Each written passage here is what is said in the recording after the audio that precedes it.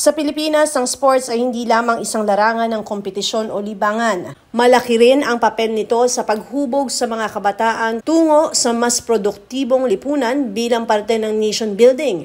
At upang masuportahan ang mga kabataan na mahilig sa sports tulad ng basketball, volleyball at iba pa, tinugunan ng St. Gerard Construction Charity Foundation Incorporated ang hiling ng ilang mga kabataang Pasigueño. Nakatanggap sila ng mga sports equipment na kanilang magagamit tuwing liga at maging sa kanilang mga pag-iensayo. Sa pamamagitan nito ay makakatulong na mahubog ang kanilang talento sa napiling sports at malihis ang mga kabataan sa masasamang bisyo. We did the medical assistance, financial assistance kanina, over 200 recipients ang dumating, mga 232 to be exact. Tapos noon, meron kaming mga request letter, so mga request ng sports equipment. So nandito na, in-award na natin sa kanila, pati t-shirts yan. May pa-concert kami, syempre, for the kabataan.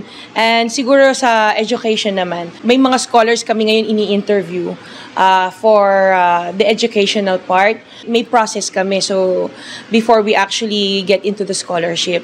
So ngayon nag-i-interview kami for the scholarship program ng St. Gerard Charity Foundation. Madami na kaming naibigay na mga equipment for the sports.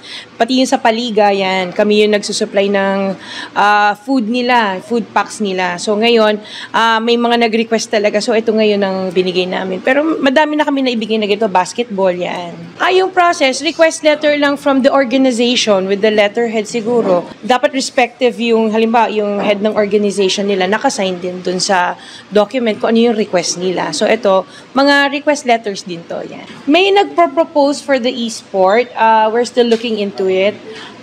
If it's beneficial or hindi. Kasi medyo more yung iniiwasan ko yung palaging naka-cellphone, gadgets, oo.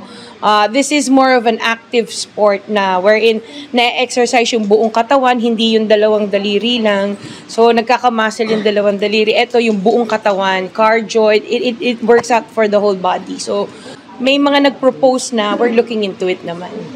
Malaki ang maitutulong na ibinigay ng SGC ayon kay Kagawa Darwin Cruz ng Bambang at ng grupo ng mga kabataang Pasigueño. Nagpapasalamat kami kay Ate Sara dahil po sa request namin na sinusuportahan po natin sa barangay level naman, sinusuportahan natin ang volleyball club, ang badminton club, dart club, saka po pati basketball club ng barangay. Ngayon po, yung mga materials po natin, ang gagawin po namin sa barangay, nagkakaroon po doon ng storage para pwedeng hiramin ang mga sports materials para hindi na sila nag-iisip ng mga gamit kada maglalaro. Lagi na meron sa barangay, logbook lang yon, tapos ID lang, para alam kung sino humiram. Malaking bagay po itong mga sports materials para sa barangay Bambang. Thank you very much po sa St. Gerard Construction Corporation po and kay Ate Sara po for providing raffle items sa mga co-students ko po, and para po maging more special yung assembly po namin and event.